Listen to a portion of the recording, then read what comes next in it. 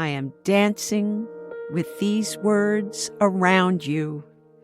You are like a fire in the center, and I am dancing around you.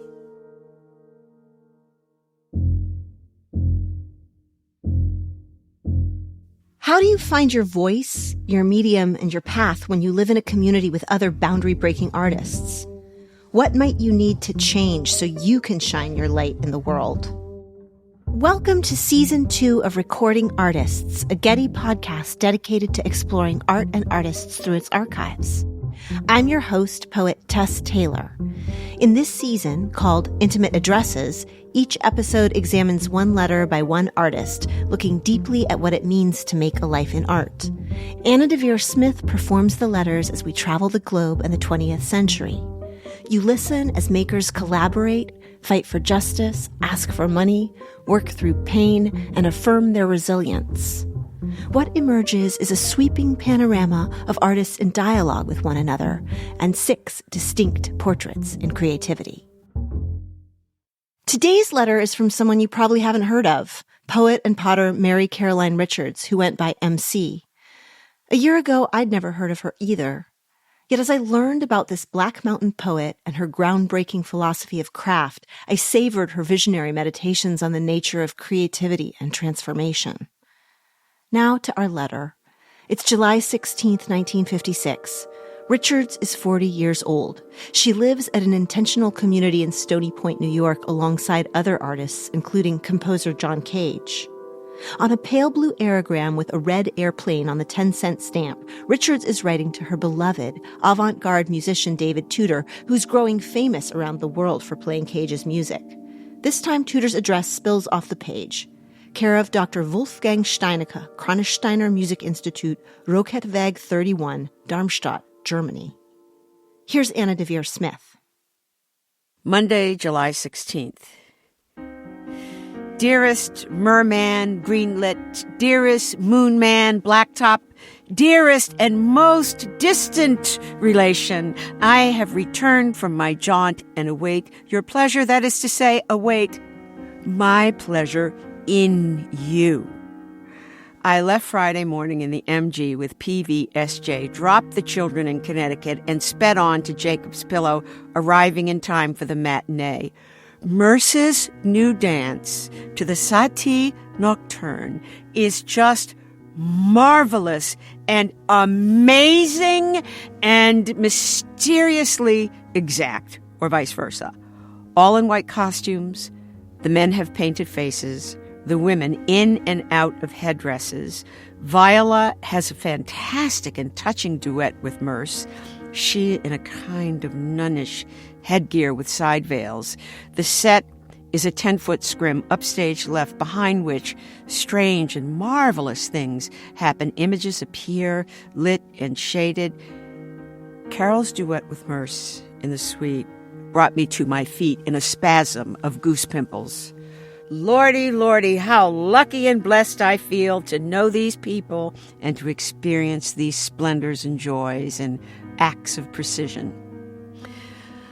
I slept in Carol's car, ate and consorted with the company at a lovely homey Brookside lodge with swimming pool, home cooking, ping pong, shuffleboard, dogs, swallows feeding their young on the veranda, etc.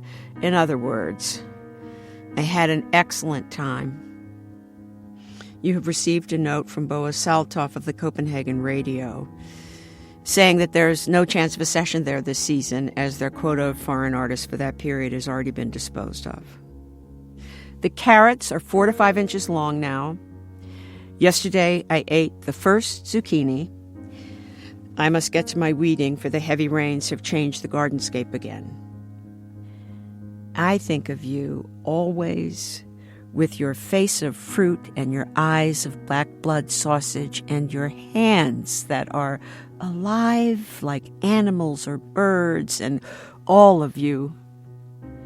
I am dancing with these words around you. You are like a fire in the center, and I am dancing around you. All my love, dearest David, and all my deepest wishes for your enjoyment and success, where you are and do. MC. It's a beautiful letter. It's beautifully written. It makes me sad that these letters were never edited and published. Her letters to him, his are not quite as effusive. This was Jenny Sorkin's first impression of the letter. She's an art historian who teaches at UC Santa Barbara and writes on gender and material culture. She's published extensively on M.C. Richards. Ashwini Bhatt, a transdisciplinary artist who, like M.C. Richards, transitioned to working primarily in clay, had this to say. Poets write the best letters. I just love her interest in the quotidian and just the zest for life. It really comes through, and the way she gives us slightly not so good news that there's no chance for a session at the Copenhagen radio, and then she follows it up by talking about the carrots. When I first read M.C. Richards' letters with their zest and their vegetables and their love of wordplay and dance, I wondered why I'd never heard of her. After all, Richards was an interdisciplinary artist in the circle of Cage and Cunningham, an educational reformer who taught at Black Mountain College, a social practice artist who'd built her moment's countercultures. Was it because she was a woman? Was it because of her non-traditional artistic output? What would we recover by revisiting M.C. Richards today? But first, the basics. Richards was born in 1916 in Weiser, Idaho, a farming community on the border with Oregon. We don't know much about her early family life, but by high school she made her way to an Episcopal girls' school in Portland and then attended Reed College. When she graduated in the late 1930s, she wanted to become a translator of Chinese poetry. At the time, few women pursued advanced education. She enrolled in a PhD program at UC Berkeley. But with nobody to mentor her in Chinese language, she wrote her dissertation on irony and Thomas Hardy instead. She received her diploma in 1942. Richards was living against the grain in her personal life as well. She lost her first academic job because she was living with her partner out of wedlock. At some point, she seems to have married this man and moved to New Mexico, where he drove a taxicab, and the marriage fell apart. Richards remarried shortly thereafter, this time to Bill Levy, a philosopher at the University of Chicago. She took a teaching post at University of Chicago also, but found its culture dry and constraining. The couple moved to the mountains of North Carolina and took up posts at the famed Black Mountain College. Black Mountain really looms large in the history of the American avant-garde arts and literature. It's a space that really doesn't run very long. It's established in 1933 on the heels of the closure of the last iteration of the Bauhaus in Berlin. It's basically in the woods, and it doesn't have the same kind of brick and mortar campus. It seems like summer camp. High in the Blue Ridge on the edge of Lake Eden, Black Mountain College had been founded partly in the gathering shadows of World War II by avant-garde artists who'd been fleeing the Nazis. Inside bare-bones cabins, the college was a site of experimentation, not only in art, but in the structure of education itself. Students taught classes and teachers became students. The curriculum was suffused with art workshops. Students and professors alike also spent 15 hours a week chopping wood, cutting corn, driving the tractor, or working in the office. Black Mountain was, perhaps most importantly, a place where everyone dared to leap across artistic languages. Composer John Cage made watercolors. Dancer and choreographer Merce Cunningham made etchings. Sculptor Ruth Asawa drew inspiration from dancing under Cunningham. At Black Mountain, Richards also began to transform. She thrived as an academic, which was rare enough for a woman in the 1940s. For a time, she chaired both the English department and the entire faculty. But she also began using more of her body and spirit in the classroom and beyond. She taught poetry and began translating French avant-garde theater. Like other artists around her, she explored new mediums. In 1951, Richards began working in clay. Here's Ashwini on this turn to pottery. She came to form her own identity within clay so immediately, almost like she brought the spirit of the poetry into the clay. And that's fascinating to me, that there was that space for experimentation from early on. But within all these experimentations, she developed a unique language which can be identified as her own. Richards later described her move from poet to potter this way. It seems strange to me, as to others, that, having taken my PhD in English, I should then, in the middle of my life, instead of taking up a college professorship, turn to the art of pottery. During one period when people asked me what I did, I was uncertain what to answer. I guessed I could say I taught English, wrote poetry, and made pottery. What was my occupation? I finally gave up and said, person. Working with clay provoked a deep physical awakening in Richards.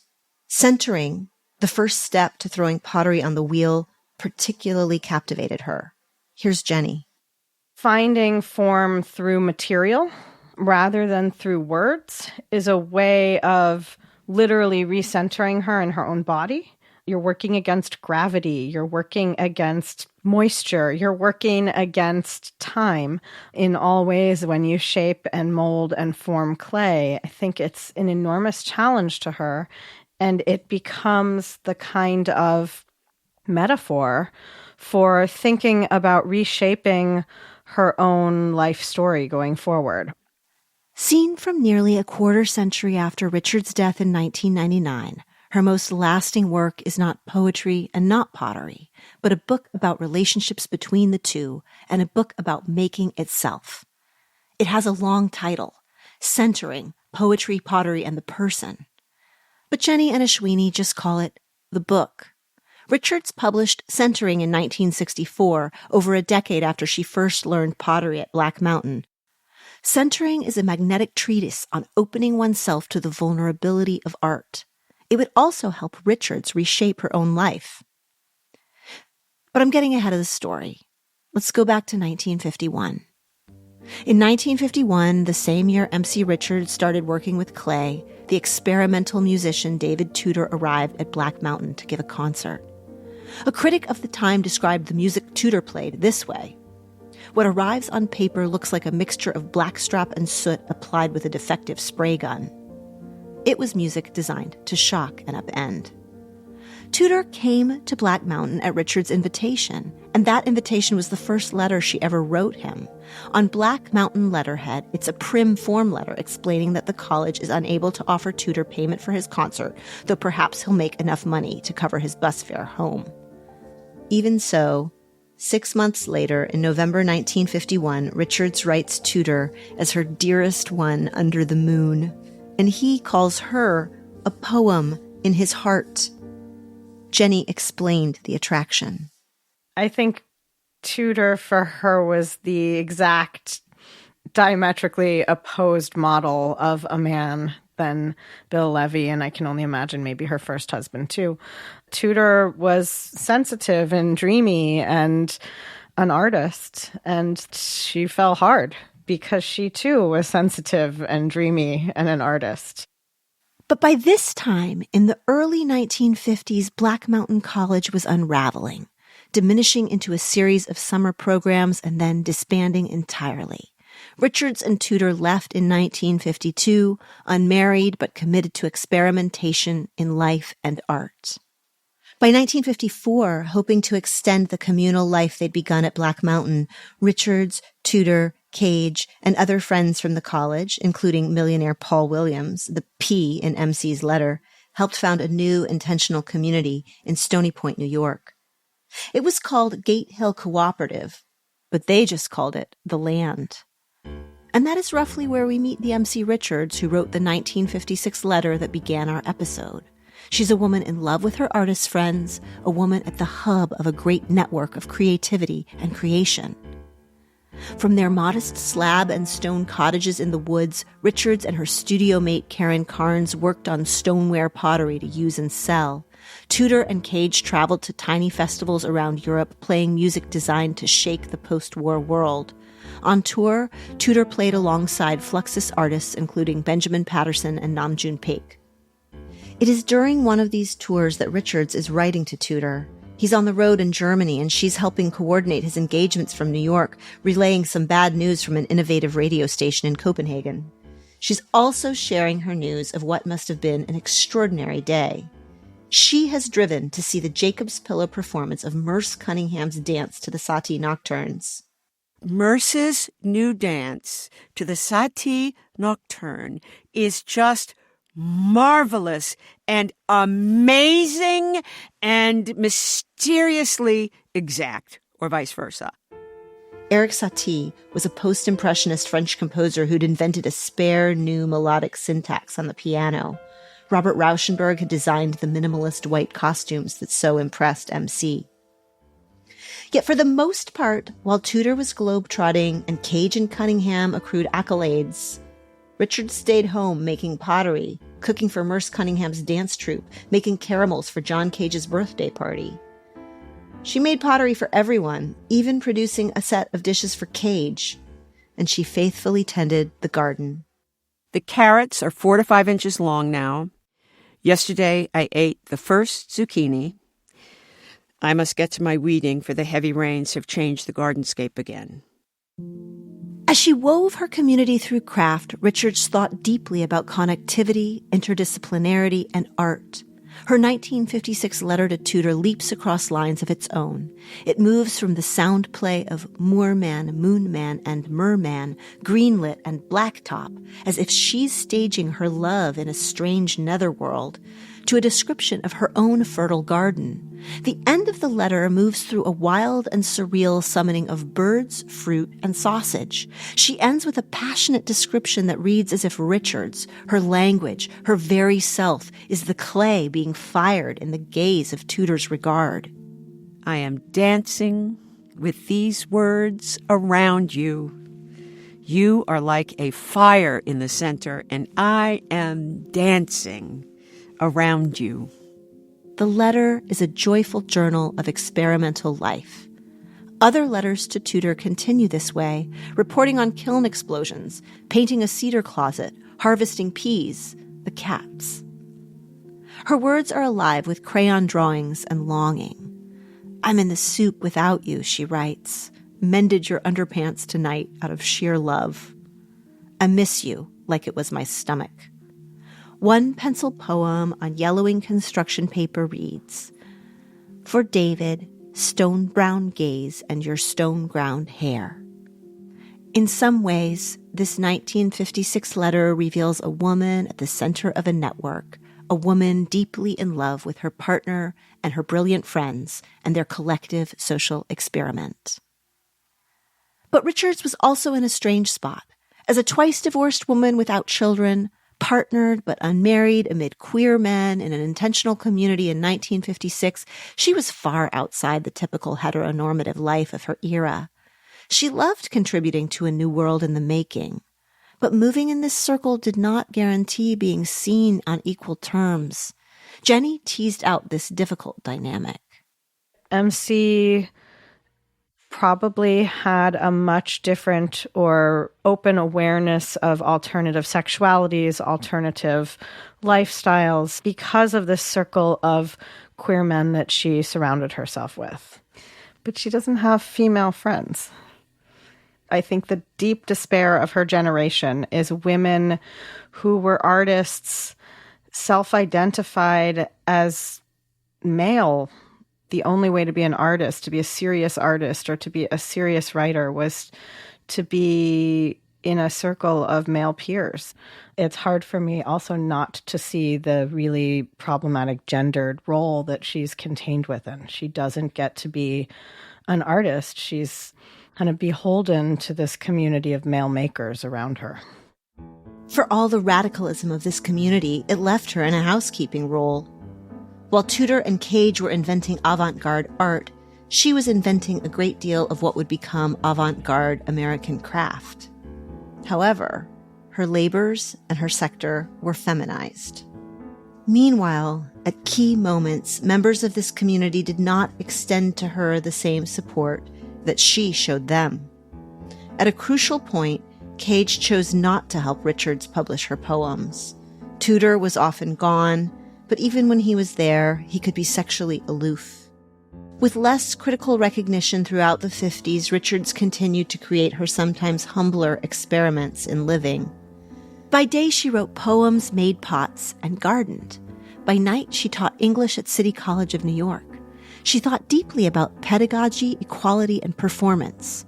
She brought her students homemade clay cups, baked them bread, and offered an unlisted course on poet Gerard Manley Hopkins.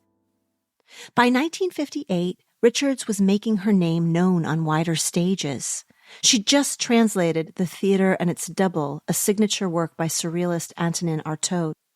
A friend of Duchamp, Man Ray, and Breton, Artaud had written a manifesto claiming that the dream of theater exposes the lie of life. Artaud called for theater in non-traditional modes, in new spaces, as space itself. The Theater and Its Double is now a classic in American theater classrooms. Richards' translation is still the standard English language version. That same year, Richards also held a solo exhibition of her pottery at the Nonigan Gallery in New York. Here's Ashwini on that show. The title of the show, for which she made a poster, is called Clay Things to Touch, to Plant In, to Hang Up, to Cook In, to Look At, to Put Ashes In, to Wear, and for celebration. It starts with something so simple, action-oriented, all verbs, all straightforward, a straightforward use for the object, and then moves into a slightly philosophical realm, to put ashes in, and then you're immediately thinking about someone you have lost, and this object can hold the memory of someone you have lost. And from there, she immediately moves, almost like an end punchline in a poem, for celebration. The exhibition did not quite expose the lie of life, but it had a wry way of reminding us that we are connected to clay, to earth, to the ash we will become. Meanwhile, at this moment for celebration, Richards did not feel celebrated by the community she'd worked so hard to craft. She felt slighted by Cage at her book launch for The Theatre and Its Double.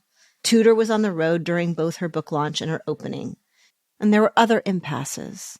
In 1958, David Tudor requested to continue their partnership in celibacy, something that felt too hard for Richards, who'd been so physically awakened both by him and by her engagement with clay. Over the next few years, Tudor and Richards made a painful break, taking turns moving out of their shared home at Stony Point. The separation was wrenching. Even so, Richards' correspondence with Tudor remained intense, as if her letters to him were still the vessel for her deepest thoughts. On November 15th, 1960, she wrote, "I had a pretty remarkable sudden sense on Sunday as I was wedging clay in my pottery studio of the spiritual nature of matter. Suddenly the immanence within matter of all spiritual forms was evident to me. Dreams, ideas, formative forces, moral intuitions, the sense of the material of which I and the universe are made. Well, anyway, it was an illumination of a sort. This illumination became the germ of Centering, a book that grew out of a lecture she gave in 1962 at Wesleyan.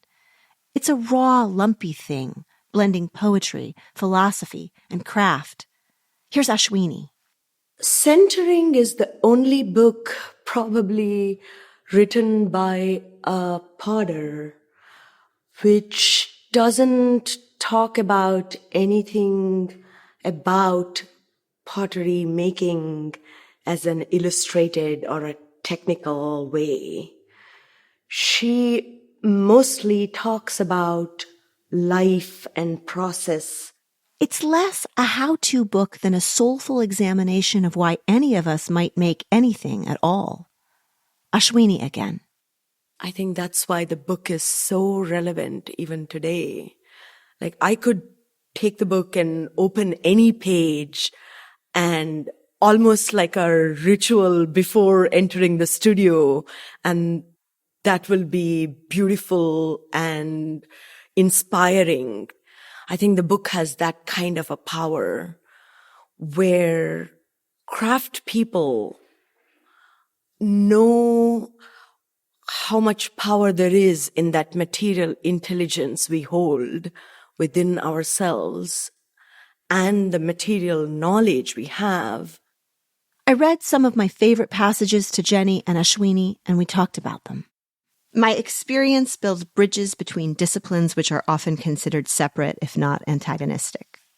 I love that she leans into the antagonism of interdisciplinarity, and that the antagonism also pervades her life story. It is not the pots we are forming, but ourselves. I'm just fascinated how her entire life is searching, and almost like a relentless search for a philosophical thought that goes beyond the human. It could be clay, it could be carrots, it could be the garden. I do not know if I am a philosopher, but if philosophy is the love of wisdom, then I am a philosopher, because I love wisdom, and that is why I love the crafts, because they are wise. I think she's absolutely right. The crafts are wise. They have a lot to offer us about consciousness and being in the present and holding space with traditional forms of making, but the fact that we've gotten so far away from the hand, I think, is something she identified very early on. She uses words so beautifully to articulate the passion of letting go in your mind and being in your body and in your hands and having mind muscle, the body holding memory. Publishing Centering was pivotal for Richards. 61 years later, it is still in print. It has sold over 200,000 copies. The book also emerged out of a period in which Richards was recentering herself. She was pulling away from Tudor and the community she'd helped to build.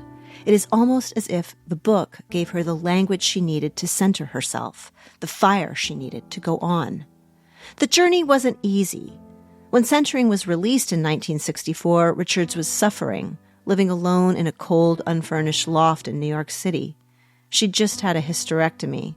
Here's what she wrote to Tudor at the time. It's all very strange and scary. Here I am sweating it out, taking baths, knitting, washing the floor, sending out announcements of my book when I can bear to. I will not be distracted from this encounter with darkness and the depths of my own shadows. I may not be able to get far with it, but I want to give it a chance. In 1964, in the depths of those shadows, Richards could not foresee that Centering would shape the rest of her life. It helped her to move towards a new world. After leaving Stony Point, Richards began to take residencies at experimental communities, lecturing on art as interdisciplinarity, healing, and craft. Her work tapped into an emergent hunger for things not ready-made. Some of the avant-garde artists of her generation, including Tudor and Cage, made work that seemed dazzlingly abstract. But Richards became a prophet of art practices that could be accessed widely and developed for community well-being. She founded community gardens and kilns. She spoke about the role of art in community repair. By the late 60s, Richards, who'd begun her career wanting to translate poetry, became a translator between artistic disciplines. The free-living radical who'd lost her first job for living with her partner out of wedlock was ready to teach the children of the 1960s her insights. The PhD who'd found the University of Chicago constraining was now driving the Trans-Canada Highway in her Volvo, breaking down binaries in language she just happened to borrow from T.S. Eliot. One does not decide between craft and art, pottery and sculpture, tradition and the individual talent, she said. One performs the act that one performs. Ashwini noted the way that Richards took so much she'd learned on her journey and put it into use in the classroom. Even when she's teaching a workshop, there's no real hierarchy with the student and teacher. So many of ceramic workshops end up being about the technique, about how to make something. And the end result is always about an object. And MC was always about the non-object, about the process itself. She's challenging the maker to bring in something of your inner self into whatever you're making. There's no separation between the material and you. And that's just beautiful. By the early 70s, Richards was teaching pottery and gardening to at-risk youth on farms in Fresno, something she called a combination of theater and political science. In the 1990s, she lectured during the fall and worked during the summers as a teacher, gardener, and potter at a Pennsylvania community designed partly to serve the mentally disabled. Richards often talked about how art, like poetry, succeeds when it imagines the relationship between the part and the wider whole. And she wanted us to be both ethical and daring in imagining that wholeness. As she lectured, she left prophetic runes behind her. One of the ways I've learned to keep warm is to live in the world as if it were a person, she said. I was captivated by Richards' presence as a thinker and an artist, even though she leaves an uneven legacy. The poems are of mixed quality. Many of the pots are now earth again. I spoke to Jenny about the discomfort I felt. I don't know where we leave this person who in some ways doesn't necessarily leave us pots or poems, but leaves me utterly intrigued. You're the art historian. What do you do when you find an artist who doesn't leave you an artifact? Centering is an artifact. So I would argue she did leave an artifact, and she left a correspondence. She left an archive. Her medium is really correspondence. She is an amazing letter writer and correspondent. It's a lost art form now. We don't write these kinds of impassioned letters.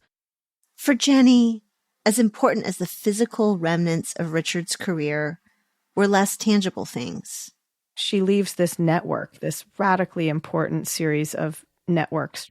For me, she's the translator, literally, between disparate groups of practitioners, students, communities, both artistic and academic, both traditionally university-based and not. And I think that that's a really important place that art history has taken a long time to value. I think she brings to the table all kinds of interdisciplinary sensibilities that she didn't have language for but was inventing along the way. She, to me, is such a proto-everything, a proto-hippie, a proto-bohemian, a proto-feminist, a proto-interdisciplinary social practice artist. And today we would have a category for her. Ashwini, for her part, admired the way the work spoke across both poetry and clay. There is a small sculptural work by her. I think it is titled Ballerina, which is just a lump of clay quickly formed, almost like she's sculpting the form by taking out the excess clay. And for me, that process is also very similar to what poetry does to the form, where economy of words and how you create a shape on the page and how you arrive at a form is also by looking at what is happening between the lines. As I spent time with Richards, I thought about how her presence nourished me, first in the chatty, tender, brilliant letter-writing voice, and later in the deliberate move to social practice.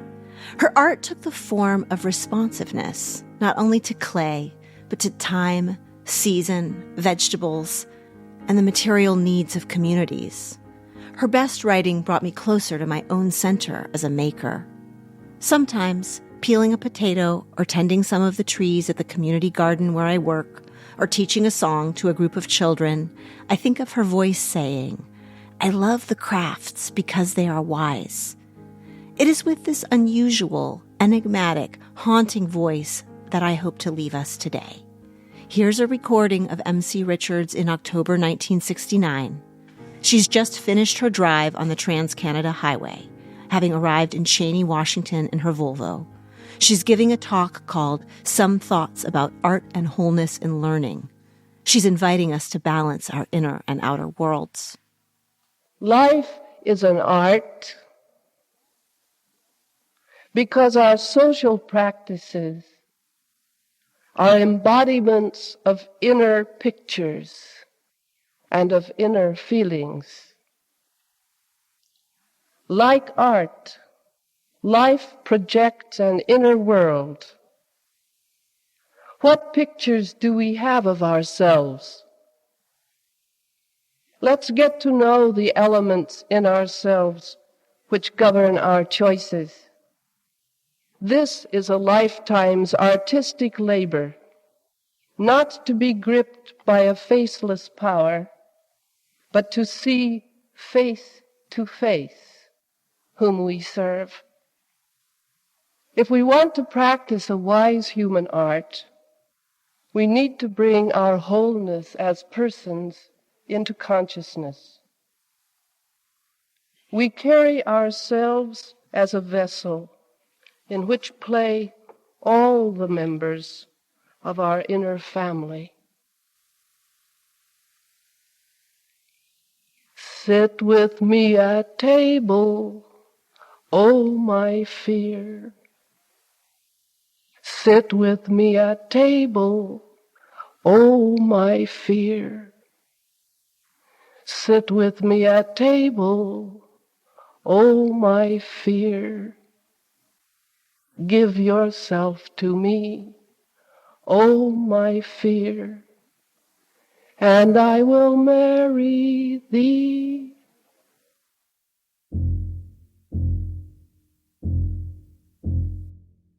This podcast is sponsored by the Getty Patron Program. Intimate Addresses was produced by Zoe Goldman with audio production by Gideon Brower. Our theme music is by Bryn Bliska. Mixing, additional music, and sound design by Mike Dodge Weisskopf. Special thanks in this episode to Jenny Sorkin, Ashwini Bhatt, and Julia Connor, as well as Lisa Peterson and Susanna Tamanen. For transcripts, images, and additional resources, visit getty.edu/recordingartists.